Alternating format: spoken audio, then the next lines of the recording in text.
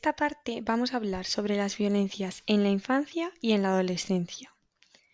Respecto a los diferentes contenidos que trataremos, empezaremos describiendo algunos de los conceptos claves que nos ayudarán a entender mejor el resto de los contenidos. También diferenciaremos sobre la violencia instrumental y la violencia expresiva. Hablaremos sobre los aspectos decisivos que existen para que se produzca el acoso escolar, así como del maltrato entre iguales en el ámbito social y sobre las violencias en la adolescencia relacionadas con las redes sociales. Enlazado con esto último, acabaremos la sección hablando sobre el ciberacoso, el sexting y el grooming, ya que son los tipos de acoso y violencia más comunes en esta etapa del ciclo vital. Antes de empezar a abordar el contenido principal, es necesario clarificar algunos conceptos clave como son la agresividad, el conflicto, la violencia y el acoso escolar. La agresividad es un comportamiento defensivo natural que consiste en una forma de enfrentar situaciones de riesgo. Es común ante cualquier situación de amenaza.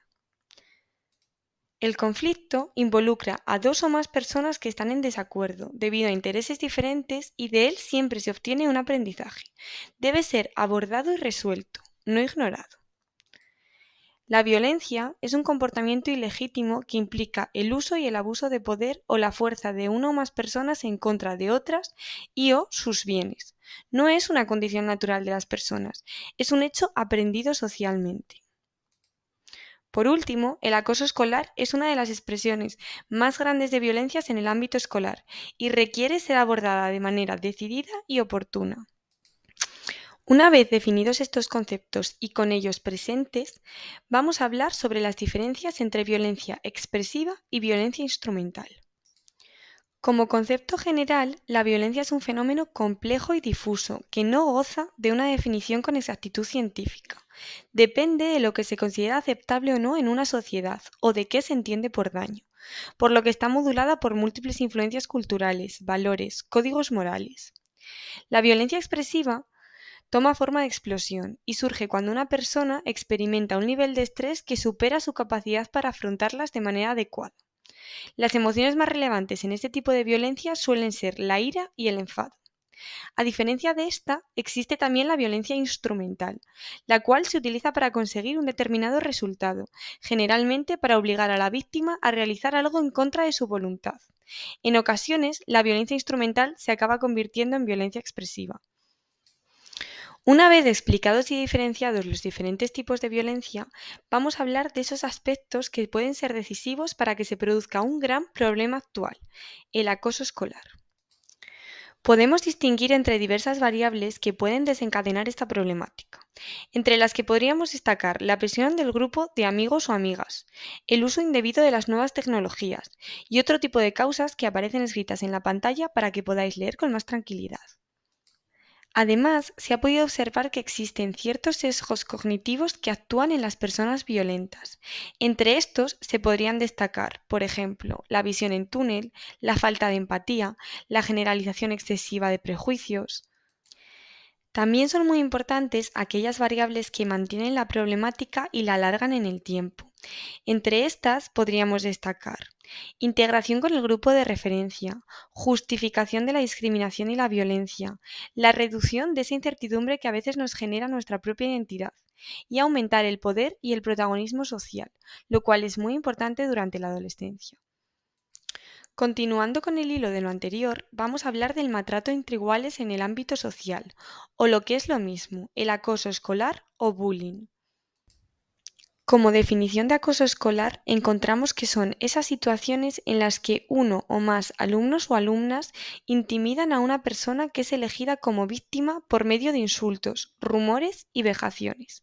Además, esta violencia no es momentánea, sino que perdura en el tiempo y sus consecuencias pueden ser muy graves. Podemos encontrar diferentes elementos constitutivos del acoso escolar.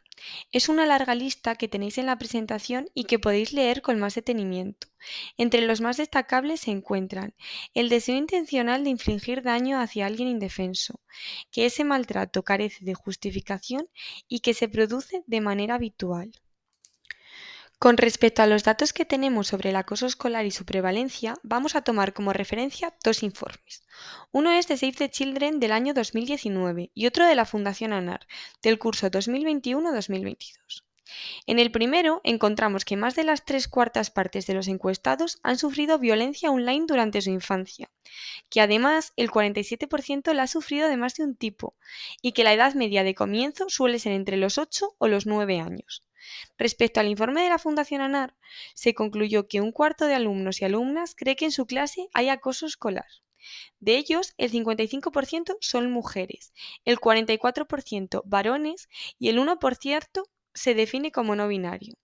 Además, un cuarto reconoce haber participado en una situación de acoso escolar y el 72,3% dice no haber participado nunca. En cuanto a las distintas prevalencias, a la izquierda podemos observar que respecto al sexo de la víctima, el 70% son mujeres y el 30% son hombres. A la derecha, respecto al tipo de agresión, podemos ver en el gráfico la frecuencia de las distintas formas, siendo la más común los insultos, motes y burlas. De nuevo, siguiendo la línea de prevalencias, podemos ver los gráficos de los motivos de la agresión y las soluciones por el alumnado, siendo el motivo más común el aspecto físico y la solución más utilizada comunicárselo a una tercera persona, como por ejemplo podría ser el profesor. Siguiendo la misma línea, podemos ver a la izquierda que en cuanto a los medios para ejercer el acoso, las más utilizadas son WhatsApp, Instagram y TikTok, respectivamente. Por último, en cuanto a la percepción del alumnado y del profesorado, conocemos que el 53% piensa que el profesor hace algo ante una situación de bullying y el 45,4% restante percibe que no. Además, 6/10 de los alumnos o alumnas manifiestan que en centro escolar no hacen nada ante una situación de bullying. Respecto a las declaraciones de los profesores, afirman que se enteran más de las situaciones de bullying por terceras personas que por ellos mismos. Ahora que sabemos un poquito más sobre los datos y la prevalencia, vamos a profundizar más acerca de cómo las redes sociales influyen en la violencia, especialmente en la etapa de la adolescencia. Como hemos mencionado anteriormente, el término bullying hace referencia a la violencia u hostigamiento psicológico, así como al daño físico que pueda ejercerse sobre la víctima. En la etapa primaria es más frecuente el acoso escolar presencial, pero sin embargo, en la etapa secundaria las redes sociales tienen mucho que decir, ya que la forma más común es el ciberacoso. Antes de diferenciar los tipos de acoso más prevalentes en la adolescencia, vamos a explicar los tipos de rol que ocupan las distintas personas en una situación de violencia o acoso escolar. Por una parte, tenemos a la persona agresora. Esta es la que ejerce el acoso y normalmente actúa de forma impulsiva, con una necesidad de dominar al grupo y buscando reconocimiento y aceptación. En ella influyen distintas variables que favorecen a llegar a ocupar este tipo de rol, como puede ser, por ejemplo, el estilo educativo familiar o distintas variables psicológicas. También tenemos el rol de los espectadores y espectadoras, que son las personas testigos del acoso. Por regla general, no participan directamente, pero se convierten en cómplices al consentir la situación y no intervenir en ella. Dentro del rol de los espectadores identificamos varios tipos. Está el rol pasivo, que no interviene directamente, pero es cómplice y consciente de la situación. También se encuentra el rol activo, que es la persona que apoya la agresión. Y el rol activo defensor, que es la persona que sí que ayuda a la víctima. Por último, tenemos el rol de la víctima, que es esa persona que sufre el acoso. Esta situación puede disminuir su autoestima, aumentar su ansiedad y alterar su rendimiento escolar. Este tipo de rol suele llevar ciertas variables asociadas relacionadas, por ejemplo, con el estilo personal o con su historia de aprendizaje, que pueden llevar a guardar silencio a la víctima. Una vez explicados los diferentes tipos de roles, vamos a indagar más profundamente en los 3 tipos de acoso más comunes en la adolescencia: el ciberacoso, el sexting y el grooming. Empezamos por el ciberacoso. El ciberacoso actualmente es una realidad en nuestras aulas, que consiste en un tipo de acoso que se produce entre menores y en el que se utilizan los medios digitales para hacer daño a la víctima, de forma consciente y repetida en el tiempo. El gran problema del ciberacoso es que tiene ciertas peculiaridades que le hacen muy difícil de detectar. Entre estas múltiples peculiaridades podemos destacar que la distancia física con la víctima reduce la empatía con ella, o que el contenido que se comparte en redes se puede hacer viral y llegar a muchas personas en muy poco tiempo, guardándose como contenido en la nube y suponiendo también un riesgo futuro. El ciberacoso puede surgir por múltiples causas, como por ejemplo la extensión de un problema que ya se dio cara a cara, la falsa creencia de que las repercusiones psicológicas son menores a través de una pantalla, la falsa autoestima engrandecida que oculta mucha falta de habilidades sociales, o la necesidad en la adolescencia de sentirse integrado, viendo el acoso como un medio para hacerlo. Ahora vamos a hablar de una de las partes más importantes, las distintas claves para una prevención de este tipo de acoso. Algunas de ellas son el acercamiento a los riesgos que implica tener redes sociales, es decir, que los niños sepan que a veces los medios sociales pueden ser complicados y aprendan a usarlos y saber los peligros que pueden conllevar. El poder crear una relación de confianza con ellos, que vean a las figuras paternas como lugares seguros a los que puedan contar los problemas o las cosas que los inquietan. La gestión de conflictos, enseñar al menor a gestionar problemas. El papel activo de las personas espectadoras, poder echar cartas en la situación y ponerle una solución. Las pautas de configuración de redes y privacidad y el observar e interesarse por los y las menores y sus inquietudes y problemáticas. Ahora vamos a hablar del sexting. El sexting es una práctica que resulta especialmente atractiva entre los adolescentes, debido a ser la etapa vital en la que más se despierta la sexualidad, la oportunidad de presumir delante de sus amigos y la inconsciencia sobre los riesgos que puede tener esta práctica. El sexting es una de las formas más comunes de acoso en la adolescencia actualmente y tiene como peculiaridad que sí que es una práctica de riesgo, pero no se trata de un delito o un problema de seguridad en sí mismo. El sexting consigue el envío a través de un dispositivo electrónico de fotografías o vídeos con connotación sexual. Una vez enviados, se pierde el control sobre el contenido, de modo que pueden ser utilizados de forma dañina por algunas personas. Como los riesgos más graves del sexting, podemos encontrar la sextorsión y el sextending. Antes he comentado que el sexting no es un delito, pero sin embargo estos términos sí lo son. La sextorsión es una forma de chantaje en el que una persona amenaza a la víctima para que realice algún tipo de acción específica con el fin de no hacer público el contenido sexual que previamente le había enviado. Es decir, es lo típico que las personas envían una foto y la otra persona le hace chantaje de manera que la otra haga lo que él quiera, porque si no puede enviar las fotos por las distintas redes sociales. Por su parte, el sextending hace referencia al hecho de compartir información o contenido privado, incluidas imágenes sexualizadas, a través de medios digitales. Por ejemplo, un chico que tenga fotos de una chica que se las haya pasado, mandarlo por su grupo de amigos y de repente se pierde el control del contenido sexual que lo puede llegar a tener todo el instituto y hacerse viral. Respecto a la prevención del sexting, es muy difícil pretender que ningún adolescente lleve a cabo este tipo de prácticas, ya que la adolescencia es una etapa de despertar sexual muy fuerte y además desde la sociedad también se fomentan roles excesivamente sexualizados que alimentan este tipo de prácticas. Por ello, la prevención debe centrarse más bien en la reducción de riesgos y en el desarrollo de la capacidad crítica del adolescente. Por ejemplo, esto se puede conseguir mediante el foco en el cuidado de la privacidad, enseñar a los adolescentes cuál es su privacidad, cuál es su cuerpo, dónde están los límites, hablar del sexting de manera objetiva sin difundirlo, hablar de sus riesgos, hablar de lo que puede suceder.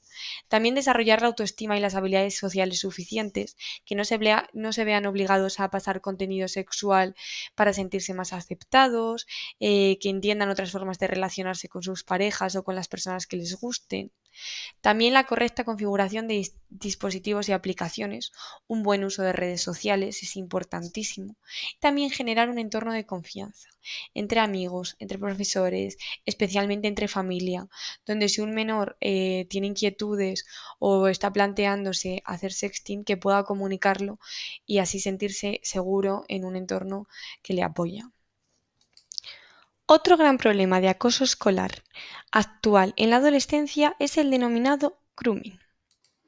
El grooming consiste en el acceso a un menor de edad por parte de una persona adulta a través de Internet.